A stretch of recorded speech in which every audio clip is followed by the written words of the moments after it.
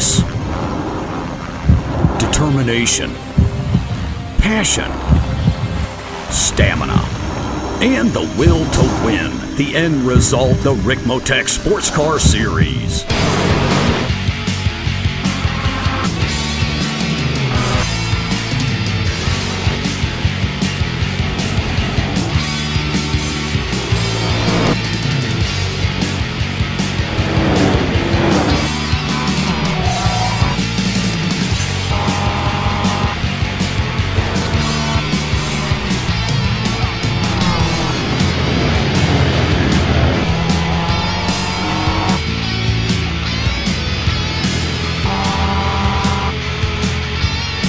Extreme Motorsports brings you the Ricmotech Sports Car Series, brought to you by Ricmotech High Performance Sim Racing Equipment, and in part by TD's Tree Service. Live Mondays, 8:30 p.m. Eastern.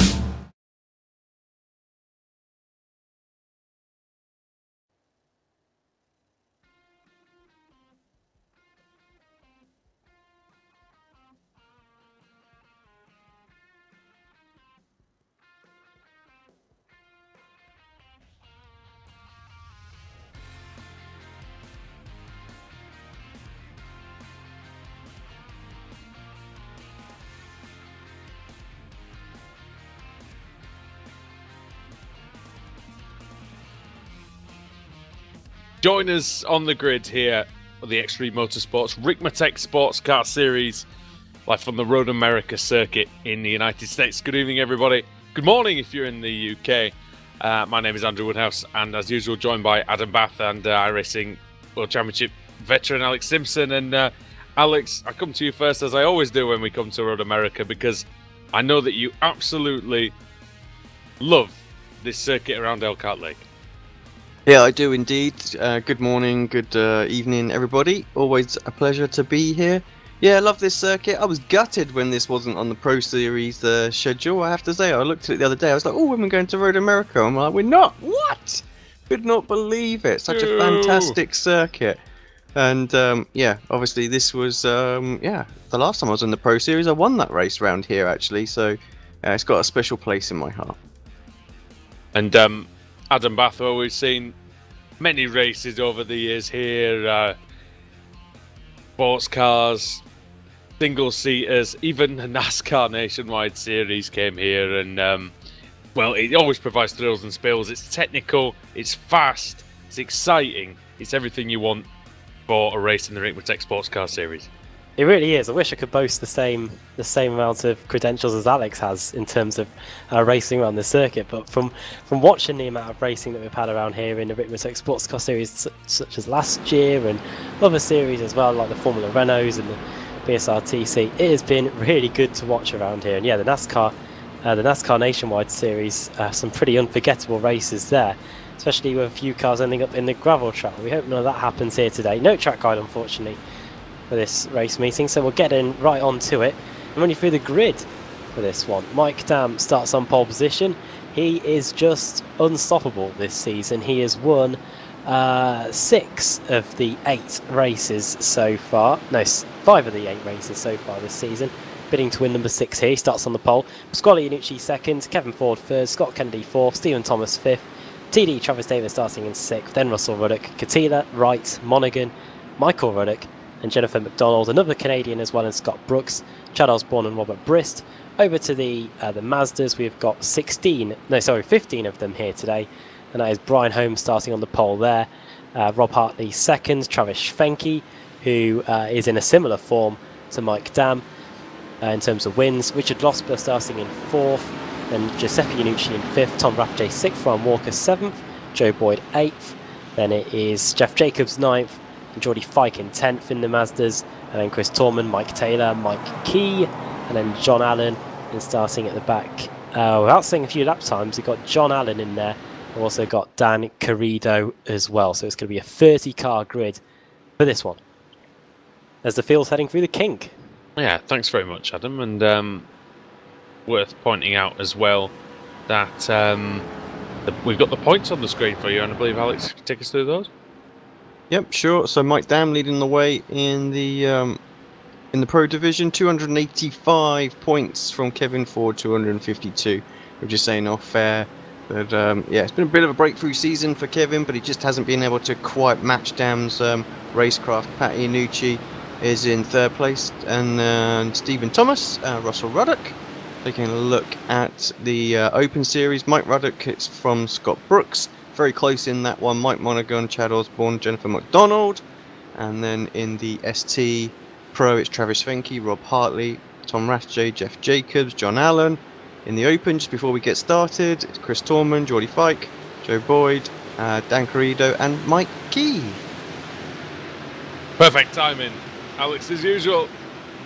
The pace car is in, and Mike Dam is ready to bring us to the green flag. When's he going to hit it and get this race underway? It's now.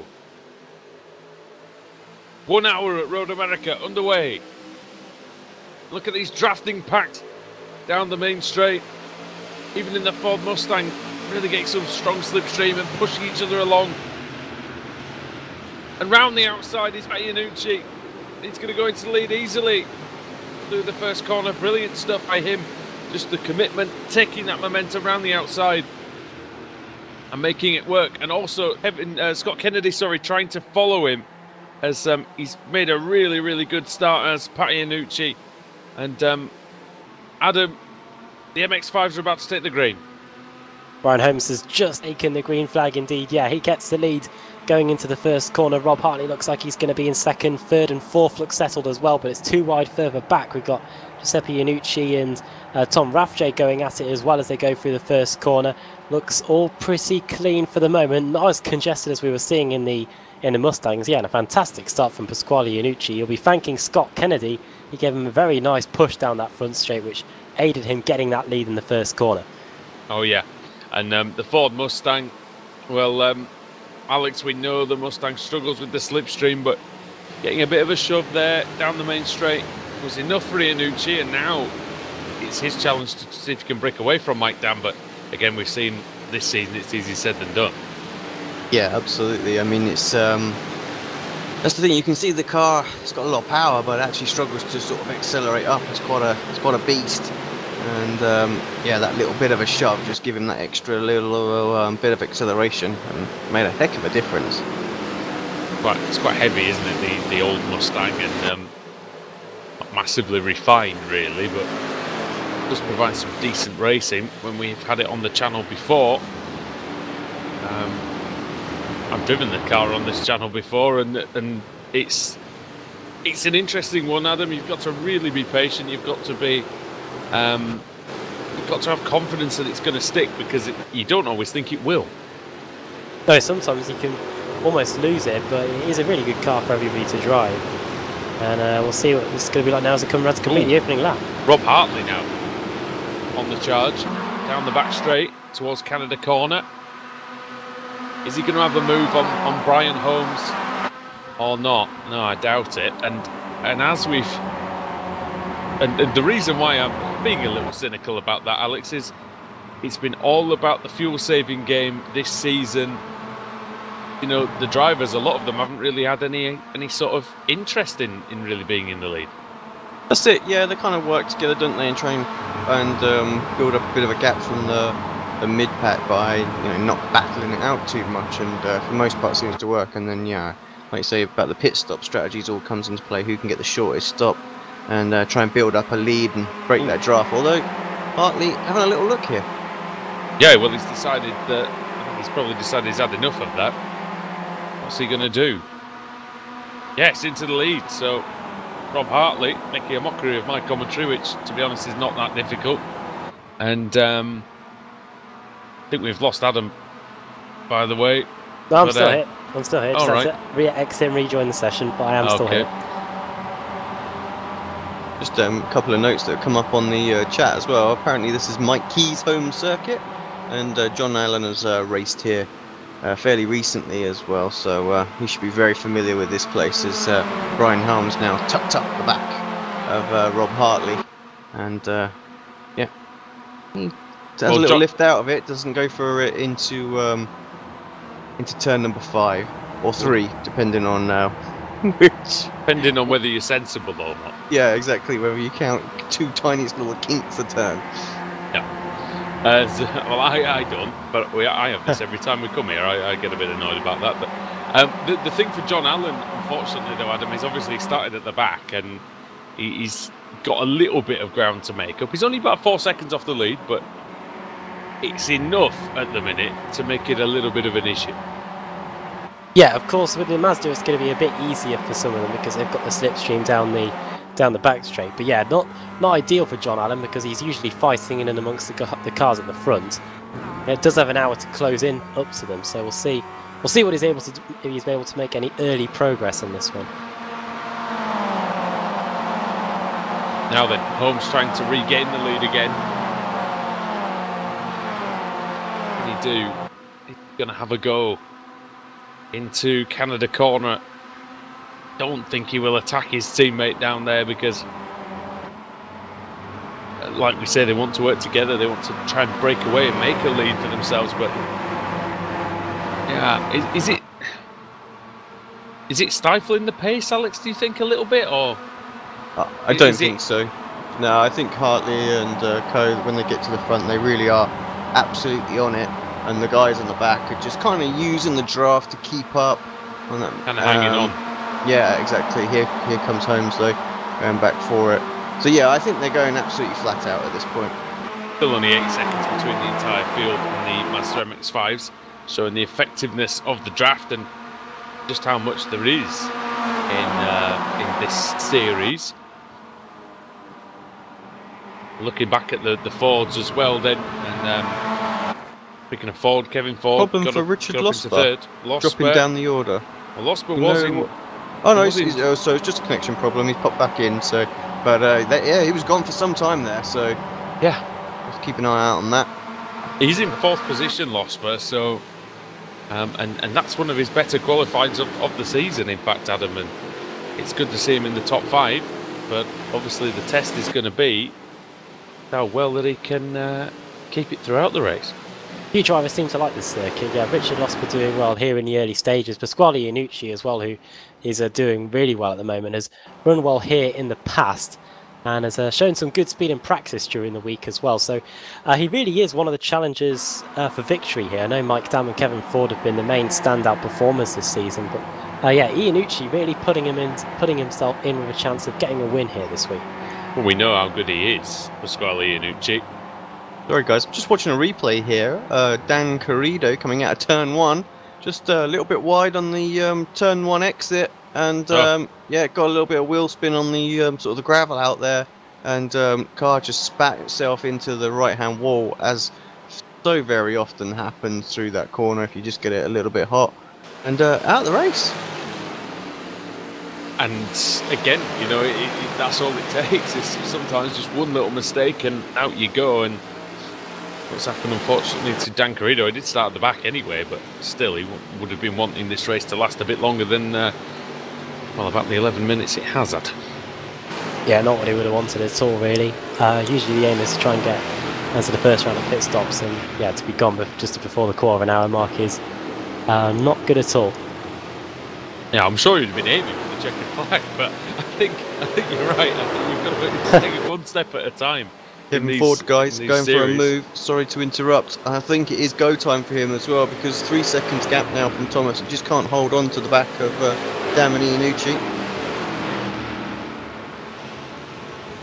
Side by side then, into the left-hander at the bottom of the hill.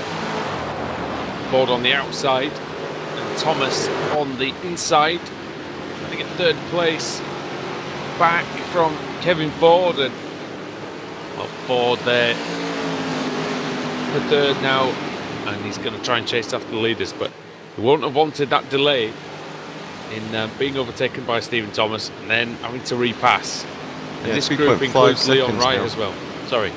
Yeah, no, 3.5 seconds as well now. It's a half a second loss just with that little battle. So yeah, he's going to have to really push the next few laps. Definitely be well and truly out of the draft will Ford. So damn, I think sensibly not battling too much with Iannucci in the opening laps. Just caught back onto the tail. This will help him as well with the saving fuel, and I think you'll probably agree with me, Woody, here that Pat, he seems to be very, very quick at the start of the races, and then just drops a little bit off, almost like his tyre management, perhaps not quite as strong as Mike Dam, and that's something that he can work on maybe, for next season. He's definitely got the raw pace, just needs to work on holding on to it. I think we've covered enough races over the years now that, I think we've got a pretty good idea of what's going on, and I think, there's so many factors that go into even just a 1 hour race. As I'm just going to say, Dam has a quick look into turn 1. It's right there, so we'll see why not. And here he goes. Going to try and take the lead from Iannucci. And in fact, Iannucci just blends out of the throttle, lets him through. No challenge. And I think that's smart from him because he realises he's 2 or 4 seconds clear. But back to the point was that, you can get the tyre strategy wrong in terms of how you use the tyres or how many you take, or you can get the fuel strategy wrong, you can get the pit at the wrong time. There's so many things that can go wrong in an hour race. You think, an hour race is pretty straightforward, but I mean, as you know, you do longer races than that and many variables. And Iannucci, I think when we started covering this series, he used to get it right more often than not, but I think recently he's just struggled to hit that sweet spot. Yeah, and I mean, and the same really goes for Kevin. We said he's really nailed the speed this season, but he just getting those extra little things right is what he needs to work on, and that's why Dam, I think, is sort of winning this championship right now. He seems to that last sort of 2 or 3% of getting everything in order in the races. That's what he seems to do really well. Pit stops been very clever, hasn't he? Yeah, exactly. Pit stops have been on the money, all that sort of stuff. And when to go for moves and things like that. So yeah, he's the full package, and that's what the guys have got to kind of deal with. He does have a slightly dodgy internet connection, though. We have seen that fast, and that's just disappeared a bit there, and that'll be a little bit low. That he can take the win later on, but you never want to win like that. But no, not at all. And that has been his weak link, hasn't he? He has lost some races because of that. I was just looking at the Mazdas as well. They were getting very close. Holmes to the retaining the lead there. Sorry, from Hartley. They were side by side, and that pack behind them is still really, really solid. I mean, where does it go down to? I think actually you could quite happily say. From Holmes leading all the way down to Chris Torman, I think there in 12th place. Still got the draft, just about. He's on the very edge of it, but he's still got the draft. Yeah, I think he's just in there, isn't he? 1 second behind Geordie Fike in Chris Torman. Mike Taylor and Michael Key have dropped off the back. This group lapping 3 seconds a lap slower, so I don't know if they've got some issues out there, but yeah, they've lost the draft and lost the lead pack. They're still only 18 seconds off the lead, so it's not like you can't make some gains back later on. There's still plenty of time. In fact, this front pack, Alex, if you go from Brian Holmes, the leader, to Thorman in what's that, 12th place in 11th place in class, that's only 6 seconds, so it's very, very tight out there. I wonder if Hartley's going to go for a move. He's got a lovely run out at the final corner and going up the hill right in the draft. Yeah, he's going to pull out now. Is that momentum? Draw alongside. Really lose any time, do they, battling down this straight? Because they're almost clear, and the line you can take through one doesn't really sacrifice and let straight through. So, but what they have to worry about is obviously that Svenke now is going to get interested, probably down at the bottom of the hill here at the end of the long straight. So they don't want to gift Svenke an opportunity to just say, "Oh, thanks, I'll have that." We haven't really seen Travis have a look at all, have we? So. He's just kind of enough so far, I don't think. Yeah, true. But I also feel that he's kind of just sat there, just minding his own business, happy to be in third at the moment, watching what's going on. Oh, is he going to go for the middle? The fuel. I thought he might have gone for the middle there. But this is the Ricmotech Sports Car Series, so I think that would classify as madness, wouldn't it?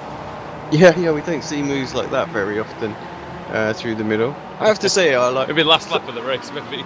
Yeah, something like that is always quite fun. Just to put your nose in the middle, just to. Yeah, some people. Well, I want to say just to shit them up a little bit, you know. Well, yeah. Oh God, and makes them think a little bit later on. Yeah, we are post watershed. I think we can get away with that. Yeah, I think we're okay. No matter where you are in the world, anyone watching this, it's going to be either really, really early or like you say, after the watershed. I'll come back to hear that. It's his fault. It's not mine. Leading the way over Iannucci, and we were just saying before, Adam, that Iannucci doesn't seem to always put the entire race together. He seems to be very quick in qualifying and very quick at the start.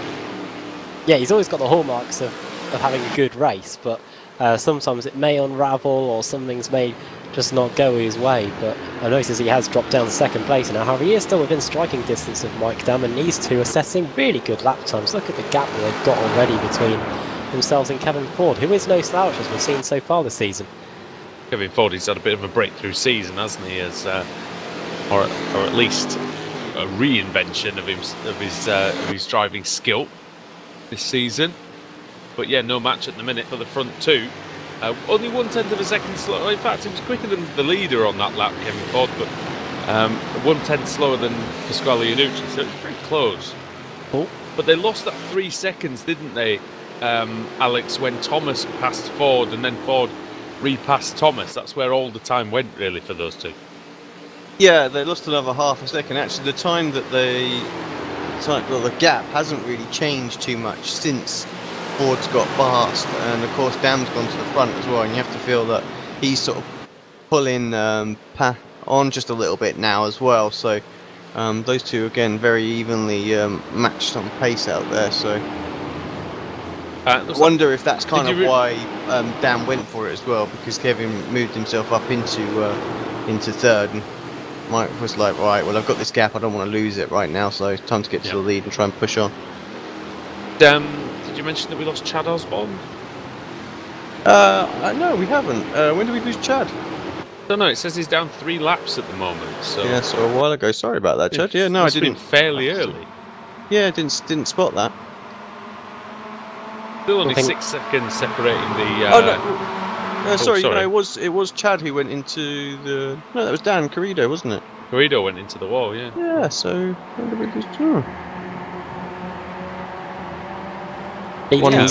One that we've missed on the timing screen. Bit of an odd one. Still only 3 seconds separate the top 10 in the MX-5s, Adam. It's pretty exciting stuff.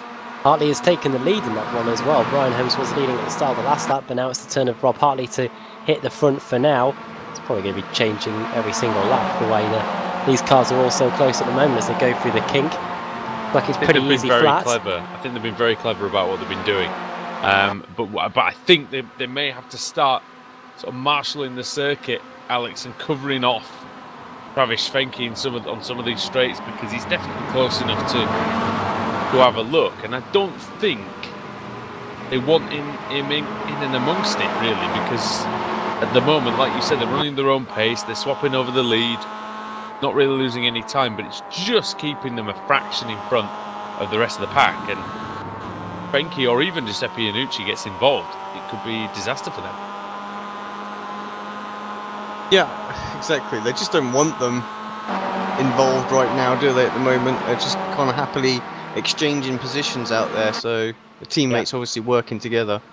There's Brian Holmes. Fenke may have an opportunity, Adam, he might have an opportunity just to sneak past one of them, maybe at the bottom of the hill. Good do. Let's see what he does here through the first corner. He's pretty close to Rob Hartley here, who's just relinquished the lead to Brian Holmes. We're on lap 8 now in the Mazda, so we're just over halfway through what would be the fuel run at this race meeting. We're expecting a 12 to 13 lap stint on a tank of fuel, and we'll see how long it takes for them all to come into the pits. I've been told that we could expect some Mustang drivers to may take no tyres at all in the pit stops coming up later. However, we are expecting the drivers to just be taking 2 because they won't lose any time. There's a bit of bumper-to-bumper action there going on in the Mazdas. That was it's Rathje, yeah, and Walker. What it was, I think, originally was it was Losper having a look on. I think he had a little look on Iannucci, didn't he, into turn 3 and met in the middle, didn't he? Yeah, he just kind of put him back in the clutches of Rathje again. Oh, contact between Leon Wright and Scott Kennedy. These two in the Mustangs, they were wheel to wheel down the front straight, and it looks like they made a bit of contact, but no damage anyway. Kennedy's car's crabbing. Yeah.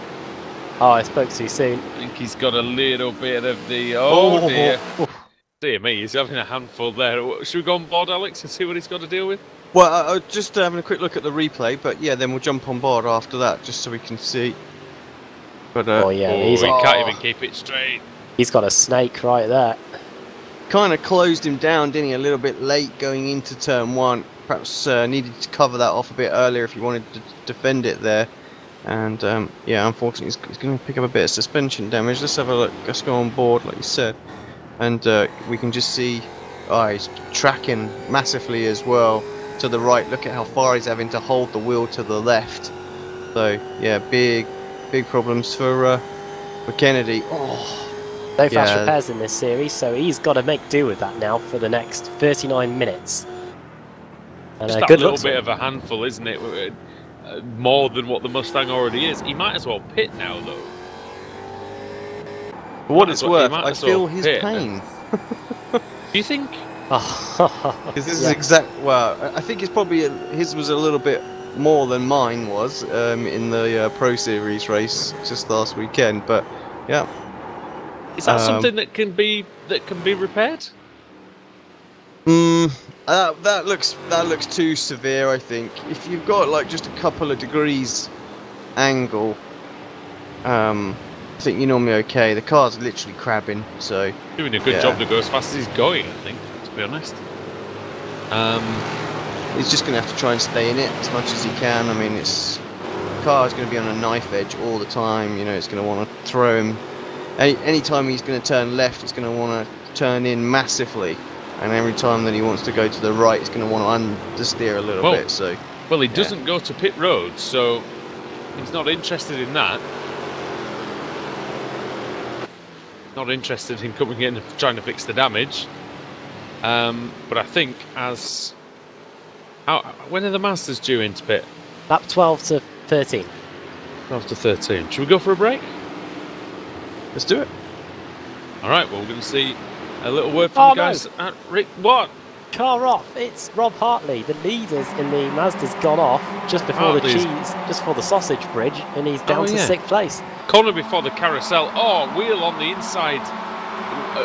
Wheel dipped sort of past the inside curb onto the grass, and it unsettled the car, and off he goes, and to the back of the group he goes. Yeah, just going to watch this on replay. Well, that was an unexpected development, wasn't it? It felt like ITV F1 in the late 90s. Can happen so easy there as well. There's just always just on the insides of the curbs here in America that dips away a little bit, where obviously all the cars just wear away at the dirt basically, and can make the car's just a little bit unstable, and that's what's happened to Hartley. He'll just be happy that I think he's still in the lead pack. All right, well, let's just have a visit from the sponsors then. Ricmotech, see what they've got to offer.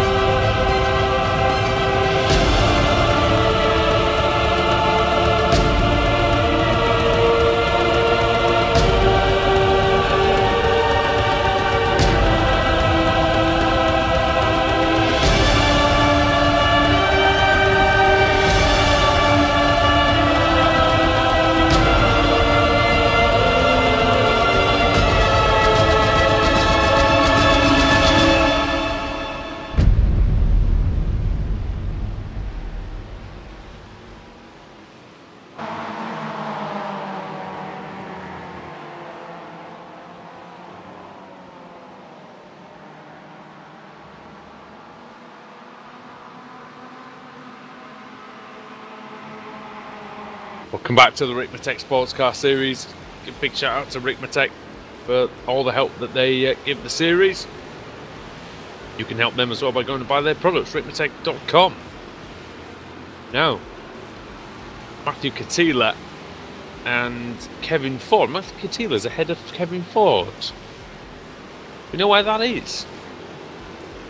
Something that may have happened the last few laps. I'll go back and have a look for you. I haven't seen that on a 2:37 lap the last time out for Oh yeah, Ford. he's had a bit of a mistake here. Canada corner on the last lap, Alex. Let's see if we can get that. On his own, did just tap the inside wall on the exit. Doesn't look like it's damaged the car though. Like a half spin, was it? Yeah. Well, let's put him down into It's a bit more 7. than a half spin. From my angle, it looked like he didn't hit the wall that hard. If we can find a good angle of it. Doesn't look like he's got any damage. Oh, Plus, it did drop it. Oh, on here the he goes. exit. Trying to get that position back on Matthew Catila. I think he's through already, actually. That's He how clears gets in. braking Catila, zone. yeah. Well, Yeah. spun It wasn't a hard hit, but it was a full spin and into the wall when he was stationary and had to spin recover and all sorts. So yeah, cost him about quite 10 a bit. seconds, didn't it? Yeah, quite a bit of time. But the car looks actually quite damage free considering he made contact with the tyre wall there. So Travis those Davis little having a good- mistakes that we were talking about. Yeah. And that's the difference. John Allen into the pits, by the way. Yeah. Didn't he just Very go a little early. bit longer? He always goes early, doesn't he? Sorry, an early stop, yes. That's just completely gone against everything I've been saying. I think the Mazdas will be on a 12 to 13 lap stint. So he knows something that we don't. Some of the drivers hoping that they, hoping that their rivals pit at certain times in the race. I heard as well this week, Adam. Oh yeah, Travis Schwenke. Tom Rathje speaking to us prior to the race meeting. He says as long as Travis Schwenke pits in front of him, he should have a good race. Like me saying, You'd probably be saying as long as he retires in front of him. To be honest, that's like me it's me saying if Alex Simpson pits in front of me, I'll have a good race. Yeah. Or maybe not the other way. Well, if he finishes well, yeah, as long as he pits, he probably stays there, I suppose. Oh, and Davis getting very sideways through the one. Which corner is that? That's the kink, isn't it? No. No, just before that. Just before the turn 4 it was. Sorry. Under the Corvette Bridge. Yes, it is a little bit of a. It is a little late here in England. We have to point that out as well, just for our regular viewers know this already, but. For those who are new to the series, well, it's nice to have you with us. But yeah, it's about what time is it? 2:05. 2:05. There you go. AM, by the way. Did have Pete Harrod at the start of the broadcast as well. First time that he's watched one. Oh, there you go. Get him in the I don't know if he's still kicking about or if he's fallen asleep now. Don't they get in the car? He's already was doing the World GT Championship earlier on 3 races. So I imagine he's not wanting to do any more, and I don't necessarily blame him. Ryan Walker was commentating earlier on, I heard. So he's had a busy evening as well. So Iannucci into the pits. oh, Back into the pits. Sorry, both the brothers are out there. well, I was just thinking actually at the same time, Giuseppe got 2 wheels on the grass on the way into turn 2, but he got away with it this time. Yeah, Pasquale Iannucci coming in then. We'll try and see whether he's getting the 2 tyres changed or he's going to go for none. Haven't read anything about drivers wanting to do 4 tyres because that just wastes time. So we'll see what he does. Well, we can't see what he does because the camera covers it up. But Losper again doing a half move half look into 3, and then having a terrible run and coming under pressure into 4, and it's Rob Hartley behind him this time. So. He's making his way through as quickly as he can to the front. I think that makes sense, Alex, really. The sooner he gets to the front, the sooner he can just resume what he was doing before. Yeah, I agree, totally.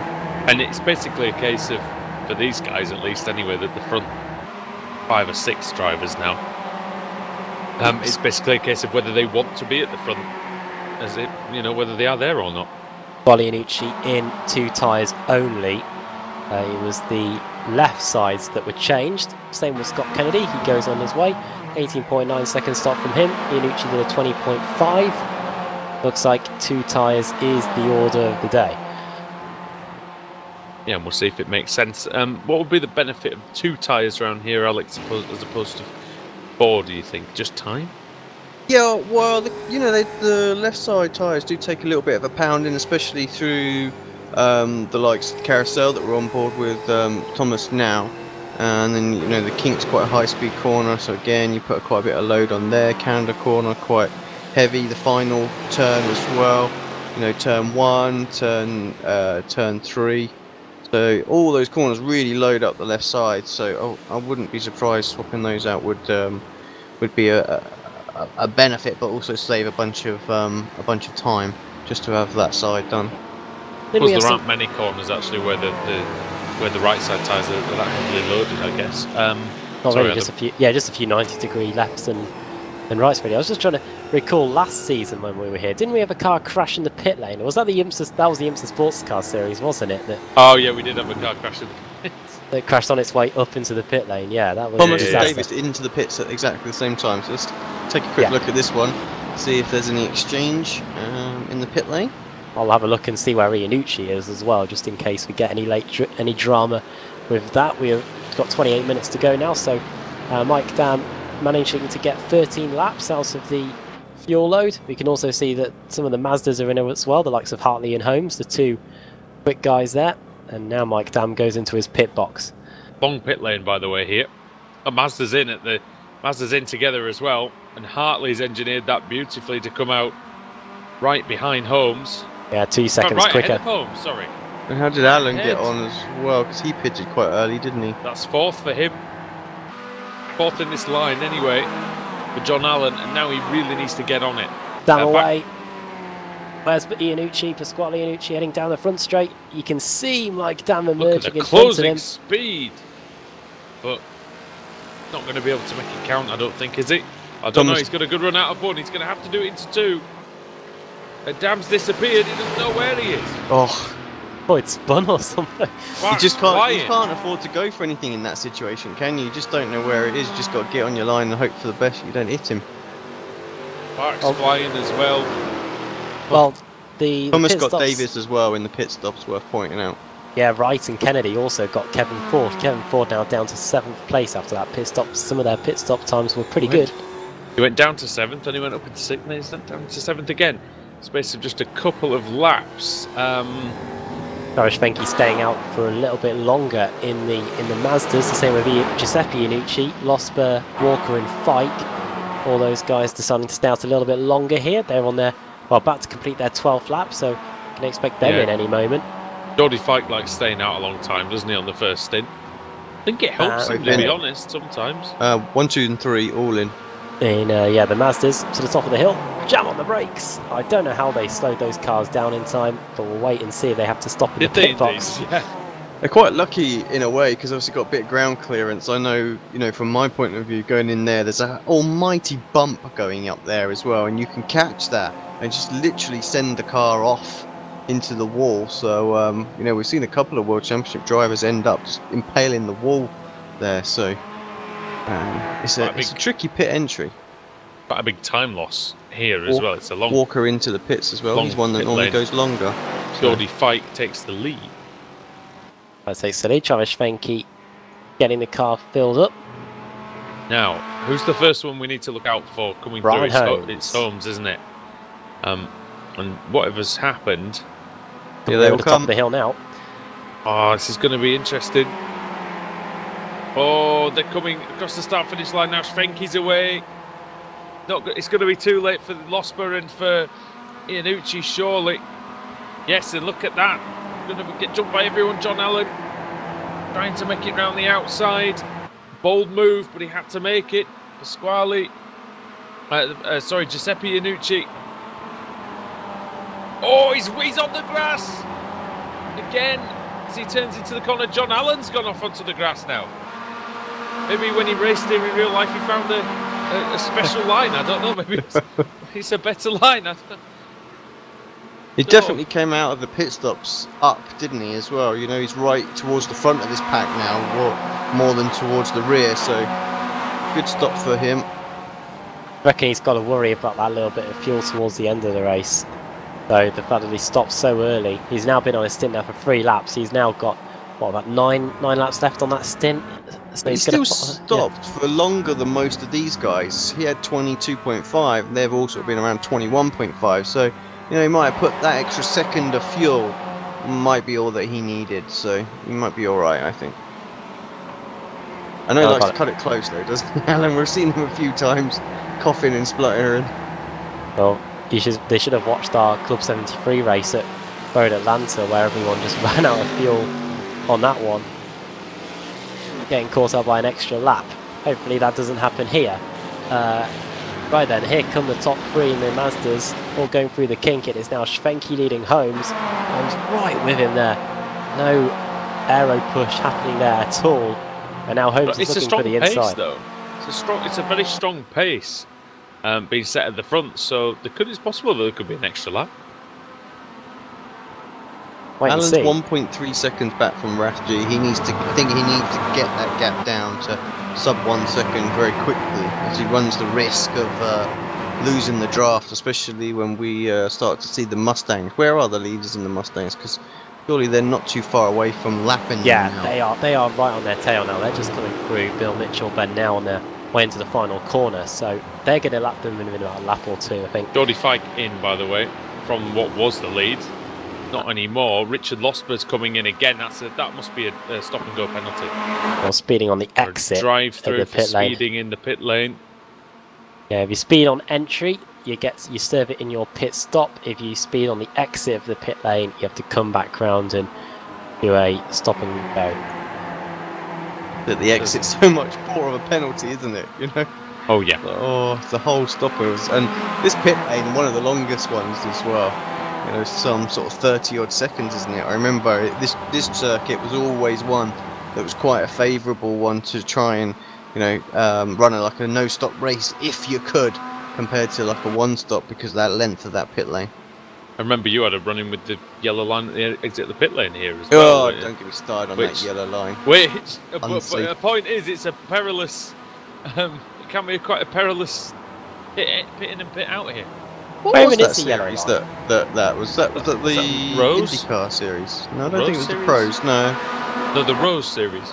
Oh, it could have been the Rose, wasn't it? Yeah. No, it was too early for the Rose. I think it was the regular iRacing IndyCar series, wasn't it? Oh, I'm not sure. Something like that. But yeah, I nicked the yellow line by like an inch or something like that, and that was it. It just gave me an unsafe release. I mean, absolute nonsense.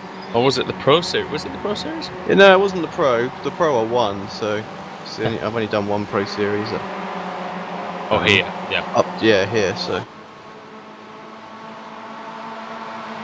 Alright, so lap 15 for the Mazda MX-5s, and they're about to get some visitors.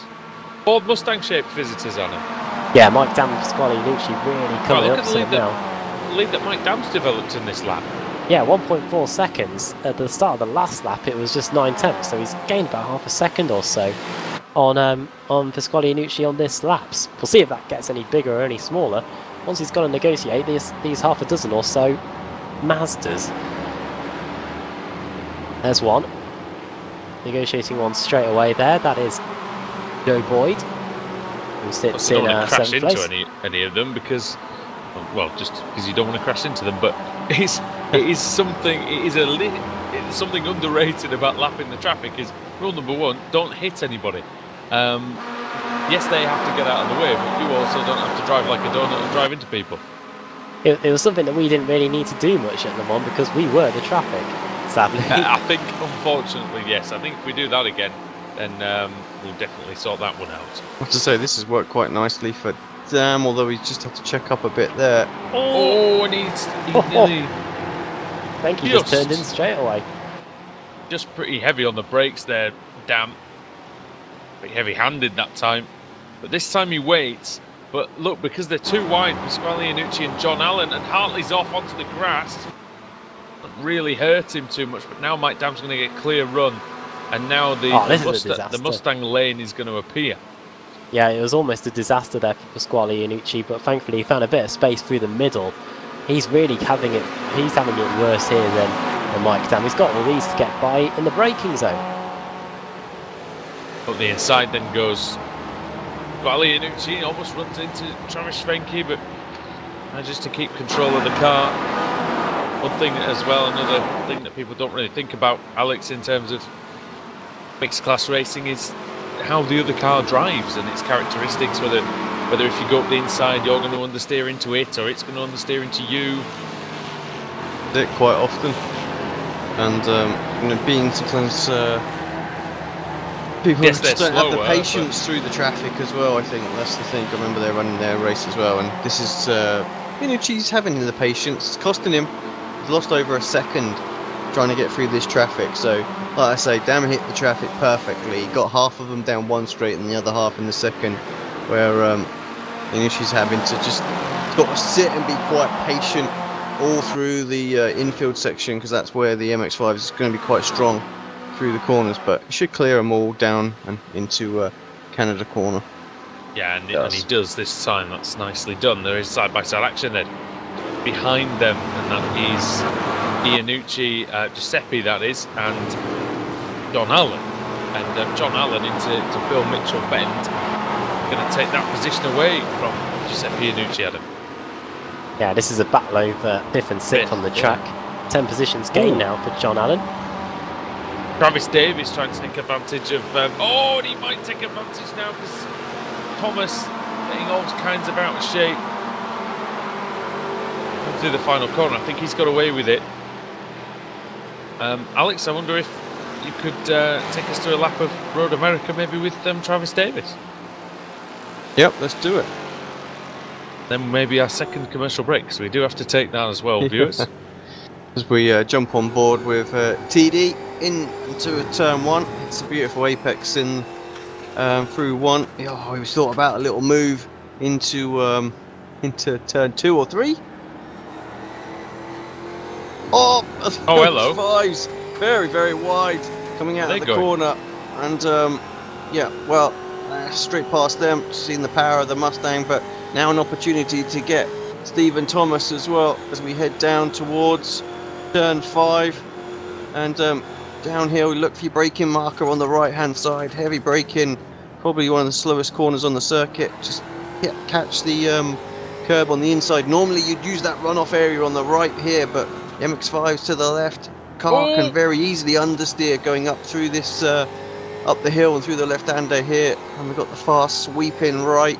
Just be careful the car doesn't wash out too far, but focus on the exit, get a good speed as we head downhill.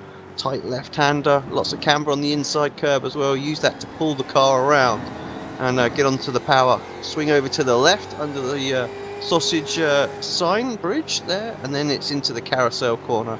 Car you're forever waiting to get on the power. Ideal point is sort of track out into the middle of it and then sort of get on the power, so you're carrying lots of speed down and into the kink.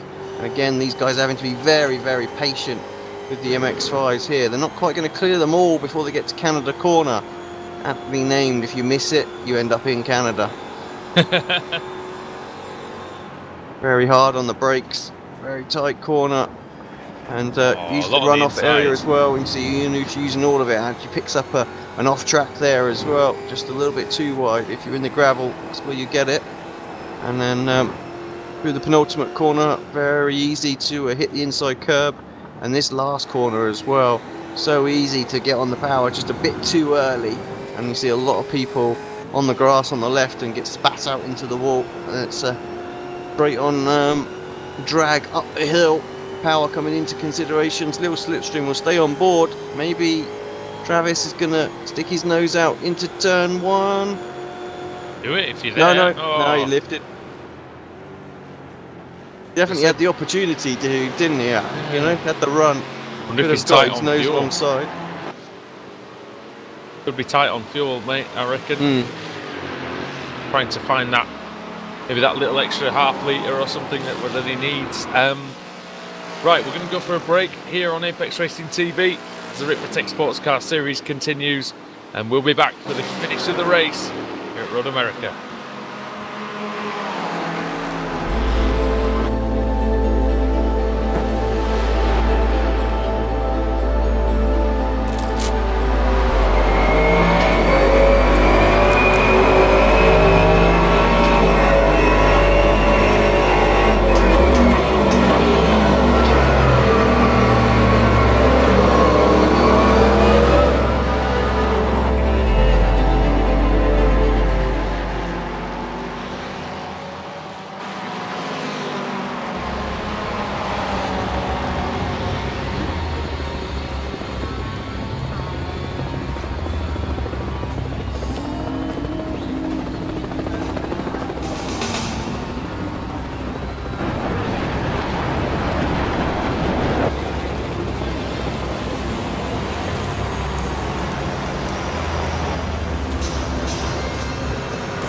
focus,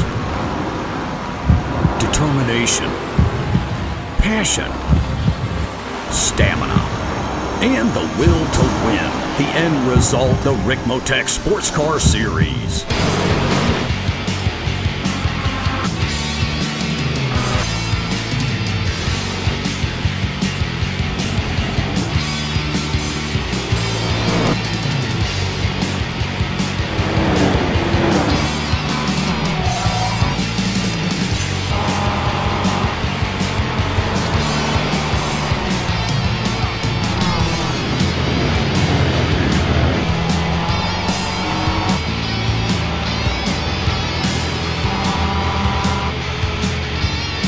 Extreme Motorsports brings you the Ricmotech Sports Car Series, brought to you by Ricmotech high-performance sim racing equipment, and in part by TD's Tree Service. Live Mondays, 8:30 p.m. Eastern.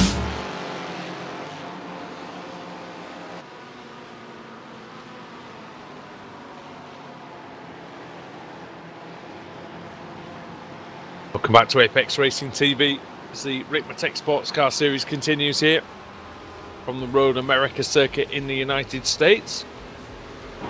It's the battle for the lead raging in the Master MX-5s between Holmes, Hartley and Schwenke. So often, Adam, those three drivers are the ones who are contesting the win. With 12 minutes to go, they've been inseparable now for 48 minutes. I think they're going to be the same for the final 11 and a half as final 12 and a half as well. So this is going to be a really good finish to watch here, as you can just see in the background the remainder of the Mustangs fighting their way through this Mazda traffic, which is still remarkably close after so much of the race being completed. Yeah, that was Scott Kennedy, a winner in the series this season. Now, you've got a story for us about the origins of Bill Mitchell Bend, because we've referred to that many times, and for those who don't know, give us a rundown of what that is.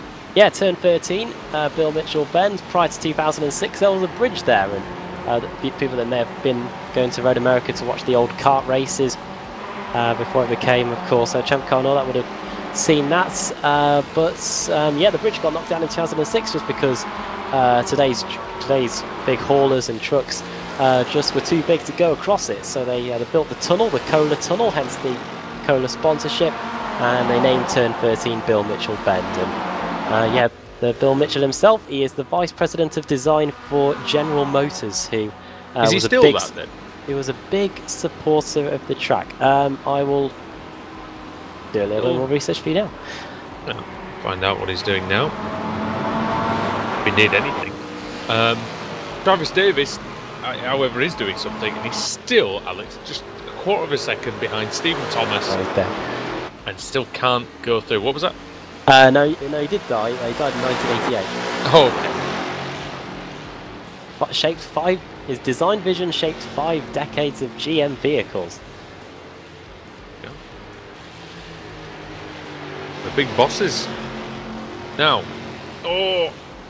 Travis just seems content, doesn't he, for the moment, just to sort of sit there, bide his time. Maybe do Thomas it. is a bit all over the place at the minute. Feeling the pressure, I think. Travis maybe just trying to pressure him off the circuit.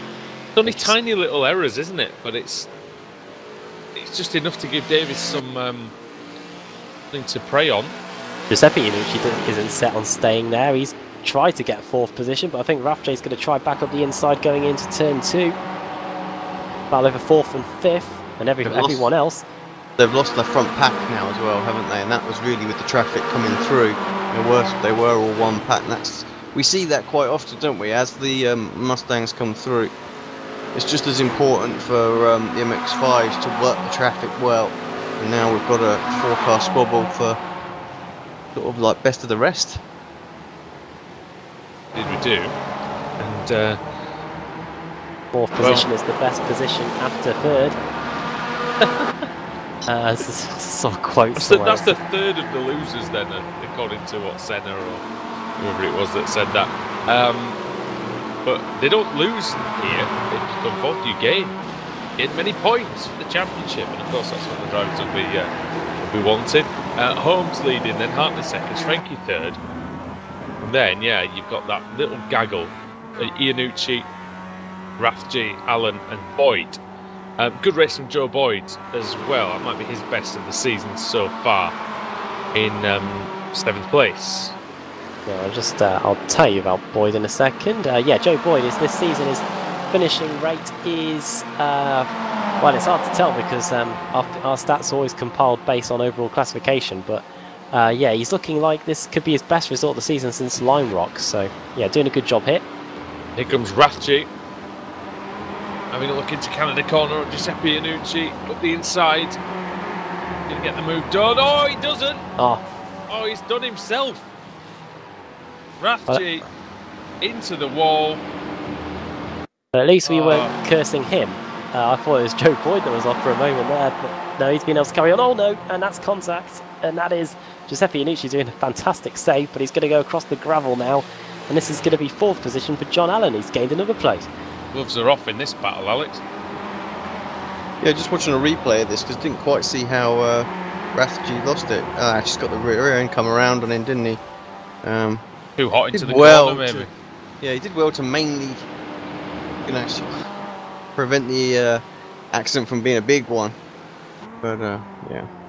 Just point out the damage on Russell Ruddock's car as well. In the background, the front of the 95 Mustang looks a little bit cockeyed. That's him cockeyed. Doesn't it? Just a little bit there. And him cockeyed. Oh dear. And Michael Ruddock's just behind him as well. So Tom Rathje into battle. Rathje into the pits, by the way. Brian Holmes and Hartley are still at it, by the way. 3 wide for the lead in the MX-5s, guys. Sorry. Yeah. I thought it was 2 wide, but it's now 3 wide, and Schwenke, in the blinking of an eye, has gone from 3rd to 1st. There you go. So there was the pace straight away, and with 7 minutes to go, about, what, 3 laps, maybe, give or take, he has hit the front. Yeah, and hit the front for the first time tonight. Travis Schwenke.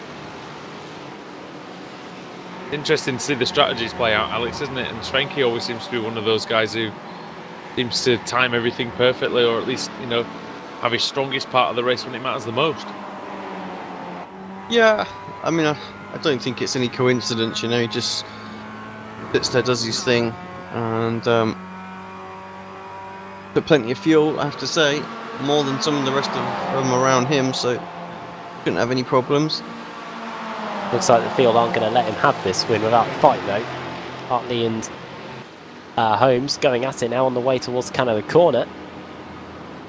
Looks like it's trying to settle down in there, and Hartley was the last person to prevent Travis Schwenke from winning in the Ricmotech Sports Car Series. In fact, him and John Allen are the only 2 drivers that have stopped Schwenke from romping away to victory this season.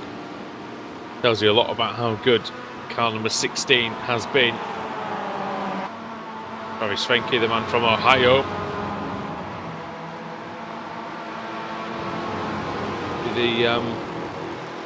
With the LeBron James of the Ricmotech Sports Car Series. I don't know. Oh, Rathje is gone. We've lost Rathje. I think internet woes for him, as well as the fact that he crashed. Yeah, I was about to say that, not him, not retiring after the crash. It says a received throughput there. We've got. He did come in the pits, but then he didn't re-emerge from the pits, so he may have got an issue in the pits. Got the cord or something. Just chopped it Pulled off. the plug. Yeah, Rage pulled the Cat 5 cable out. Yeah. Oh, Mike Dam, big moment there for him. I don't know if you can catch that, Alex, on the replay, but he was like a MotoGP bike that got unsettled, and he did a good job to keep that, Mike Dam. A little look. Kind of reminds me of how the MP430 is handling around Silverstone at the minute. I'm backing it into every corner. Rear brake bias, Alex? you would think, but not. But yeah, that was quite a moment, wasn't it? Through there, we've did seen, well to save that. We've seen that you only need one moment for your race to finish. Hartley through. Hartley through takes the lead, but Schwenke will have the inside line here as we go down the hill. What do you reckon? Just one more lap to go after this? I've got 4 minutes still. 4 minutes. And now Schwenke is going to be in danger of dropping down to 3rd place here because Brian Holmes is looking up the inside, going through the carousel. This is where it gets feisty, isn't it? We've got more Mustangs, yeah. This is where things get very interesting indeed. When the drivers really go for it. These are the 2 Ruddocks that are coming, aren't they, I think? Yeah. Yeah, So, you've got Russell with the damage on his car, and you've got Michael with the orange car behind. Side by side again then, and Holmes flying into Canada corner then. Hartley trying to fight back, Schwenke's watching, he's waiting, he's trying to see if there's any possible way through.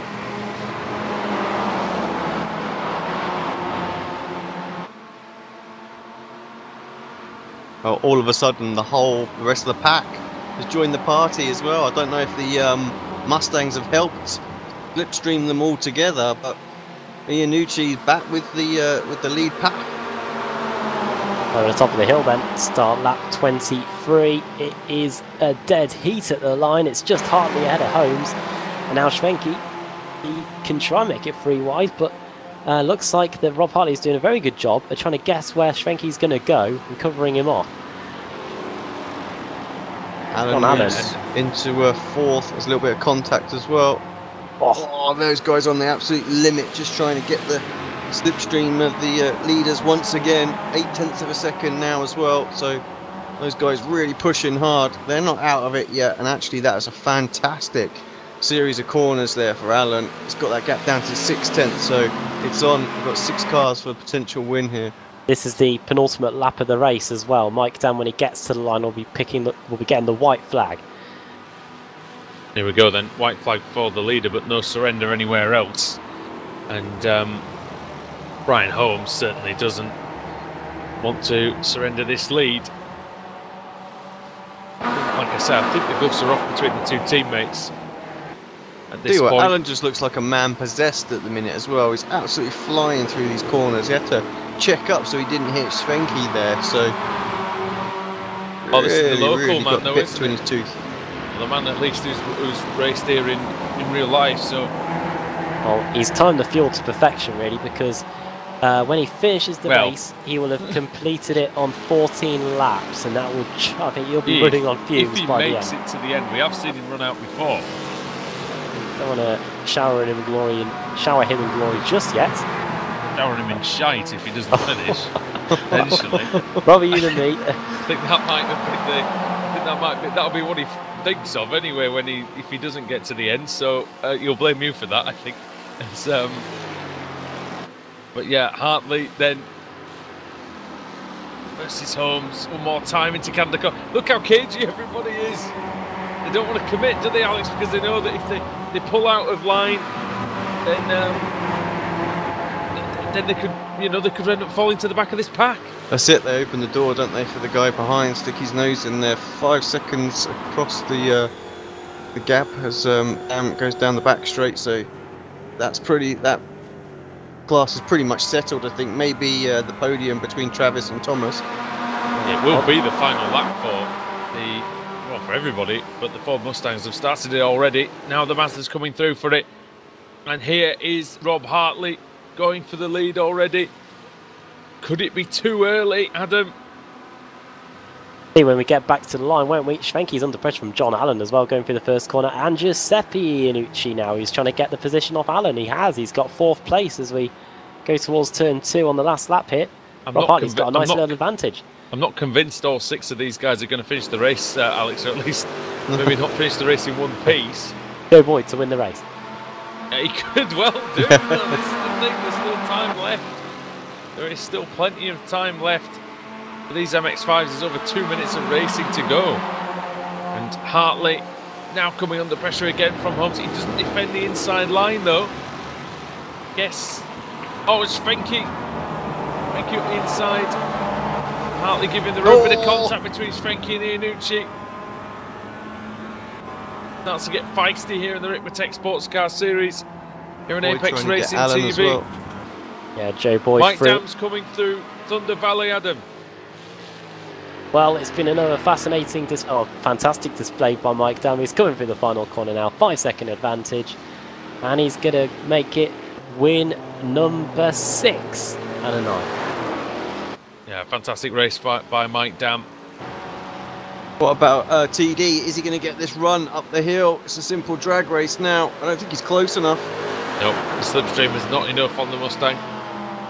Not enough for him to get there, I don't think. These opportunities, just didn't take them, did he? No, he didn't. Joe Boyd has taken. Speaking of taking, Joe Boyd has taken John Allen. Joe Allen, I think I said there, the Welsh Jesus, as into the. Here comes Hartley for the lead. Oh, and Schwenke's thinking about making a move as well. Into Canada corner, then side by side, wheel to wheel. On the final lap, who's going to take the win here at Road America? 2 corners to go. We've got Bill Mitchell bend that we talked about here at turn 13 and turn 14. Holmes in the lead. Has he got enough to the line? I'm not sure he has. Oh, Allen round the outside of Boyd. Brilliant move by Allen on the final lap. I think it's going to be a drag race. It's going to definitely be so close. Is it going to be? Who's it going to be? Hartley or Holmes? It's going to be Hartley, I think, by a fraction. Hartley, yes. Hartley, yeah. John Hartley gets it. Tiny fractions. We don't know because, unfortunately, our official timing is based on the leader, Mike Dam. But, yeah, Alex, Hartley gets the win. Do you have the gap there at the finish?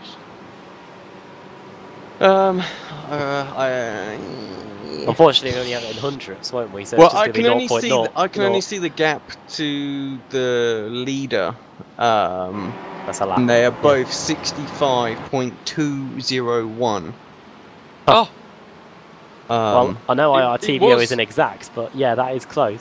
It was definitely Hartley a dead heat over the line. Yeah. It was definitely Hartley. So it's definitely into the 10,000th of a second rather than the thousandths. Yeah. Amazing race. Right, I have to go quite soon, but I'm going to read you through the finishing order, partly so Adam doesn't have to. Mike Dam takes the win by 5 seconds over Pasquale Iannucci. Stephen Thomas in 3rd, Travis Davis in 4th, with Leon Wright in 5th. As you said, Alex, Travis Davis just maybe not taking the chances that he had. Probably go through on Stephen Thomas. Kevin Ford in 6th position, with Matthew Katila in 7th, Scott Kennedy 8th, Russell Ruddock 9th, just ahead of Michael in 10th, with Jennifer McDonald in 11th, 12th for Scott Brooks, Michael Monaghan 13th. Robert Brist in 14th. And then in the MX5 category, well, we just saw the finish there, Rob Hartley by absolute fraction over Brian Holmes, with Travis Schwenke in 3rd, Giuseppe Iannucci 4th, John Allen 5th, Joe Boyd in 6th. Ryan Walker in 7th, we didn't really see him much in the second half of the race. Jordy Fike 8th, Jeff Jacobs 9th, Chris Torman in 10th, Richard Losber 11th, 12th for Mike Taylor, 13th for Mike Key. And then Tom Rathje, we saw him retire after a crash and then an internet connection issue as well to compound the misery. Dan Carrido crashed, and we're not sure actually what happened to Chad Osborne. Boys, thank you very much. Thank you very much, Woodhouse. We'll see you later. We'll see you later today for the BSR MX5 showdown. Yep, no rest for the wicked. Cheers. And we continue onwards, Alex, and we'll maybe get a few interviews in a moment. Yeah, we'll just wait for them to come in. We'll have a couple of interviews tonight. Yeah, sorry guys, we're absolutely knackered again this week, so we'll try and get a couple of the leaders in, or the winners if we can. Well, while we wait for them, we'll get my favourite question out of the way, Alex. We got Interlagos next week. That is going to be great. Yeah, another fantastic circuit. We've obviously seen last week with the BSR series how well the MX-5s go around there, so expect some fantastic racing there. And I think the Mustangs will work quite well there too, so should be a good all-round meeting. Quite a short circuit compared to Road America, so yeah, lap times or laps will be coming thick and fast. Got some similar corners between Road and a similar kind of layout in the way we've got the straight line element in the run from. Yeah, a couple of high-speed turns in there as well, and then some tight sort of hairpin sort of style corners, or just some tight turns. So yeah, very much so. I don't suppose they will be tweaking the sets a great deal from one circuit to the other because you want some speed, of course. Well, we'll get on to the interviews then. We are joined in the commentary box by the winner today, the sixth win of the season for Mike Damon. Road America, another one ticked off the list. On your way now, Mike. Yeah. It was a good race. Pat put up a big fight there. It was a battle for most of the race there, as you could see. Came out of the pits and we were side by side, so traffic kind of played a part in this one. It was basically going into it, it was going to be whoever could break that draft would have a chance, and so that opportunity came, and the traffic kind of broke us apart, and I was able to run with it. So towards the end of the race, the car was a bit on edge, a bit sliding about towards the end. Was it all under control? Yeah, it's under control, yeah. I had a little bit of room to spare, so I like to drive. That's how I'm comfortable driving. If I don't have any pressure behind me, that's just how I feel good driving. So, yeah.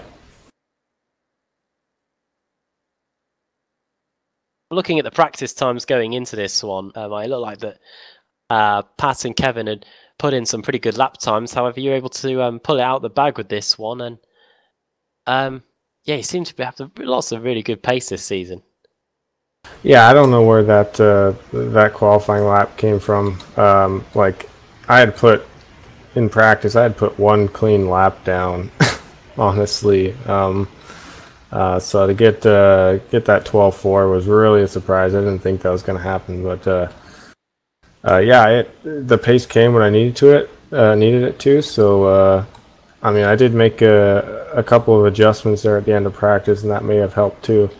But yeah, the car felt really good, and it was a good race. Next week then, Interlagos. We were just saying before you came into Kevin's talk to us that there is similar parts of Road America to Interlagos. So will you be changing the setup that much for Interlagos next week? Interlagos, yeah.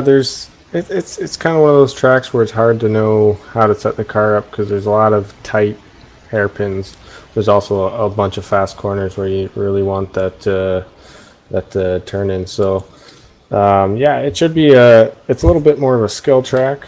This was a big draft track, so it'll definitely change the dynamic of the race, and also traffic is definitely going to play a bigger part on that one, so it should be fun. Okay, well, we'll see if you're able to make it 7 wins next week. But well done on the win today, Mike, and thanks for coming up and speaking to us. Yeah, thanks, guys. Mike, down there. Alex, who do you want to go to next? We have got Rob Hartley, the Maz winner. Yeah, let's grab Rob.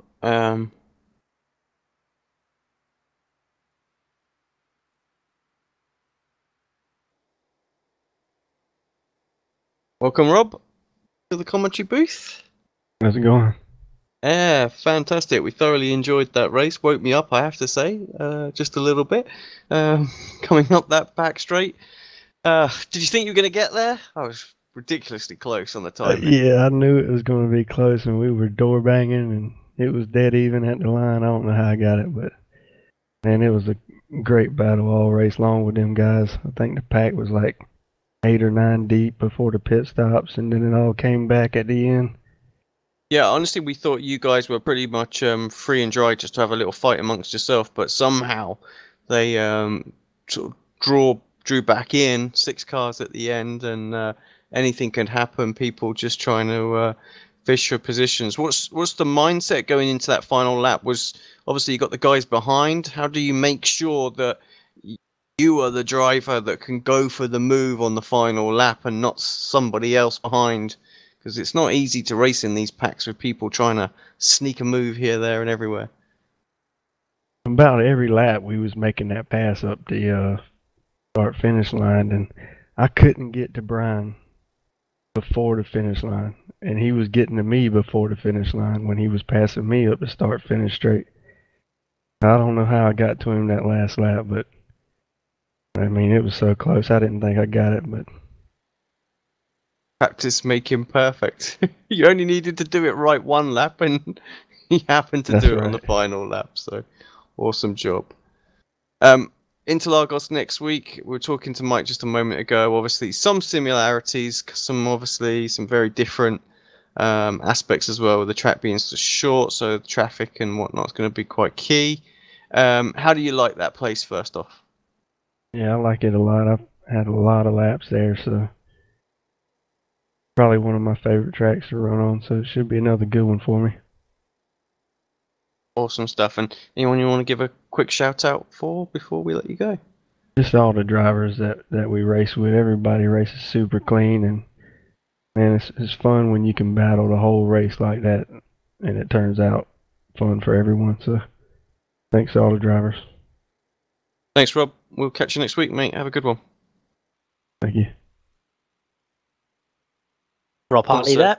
Yeah, I just want to say sorry to Stephen because we're not going to bring him in a couple of times. He's come for interviews and we've left him begging. But yeah, time for bed. With the clock change, the body feels like it's 4 o'clock in the morning right now, and I'm ready to go to sleep in my rig.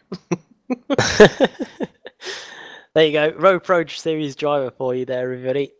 Never ends, does it? Well, we are, and it doesn't end here on Apex Racing TV either, because later tonight or today, go to work, come back, and we'll be ready for some more action. We've got the BSR MX5 Showdown heading to its penultimate race meeting of the season, and that one is going to be at this very track, Road America.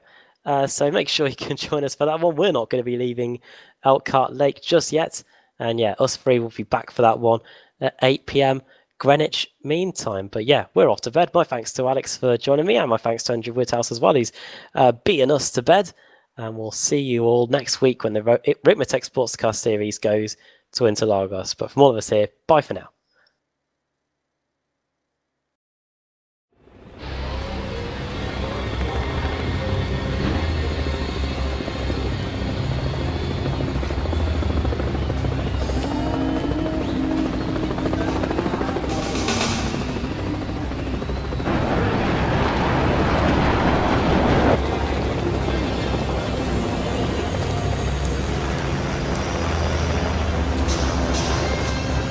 Focus, determination, passion, stamina, and the will to win. The end result, the Ricmotech Sports Car Series.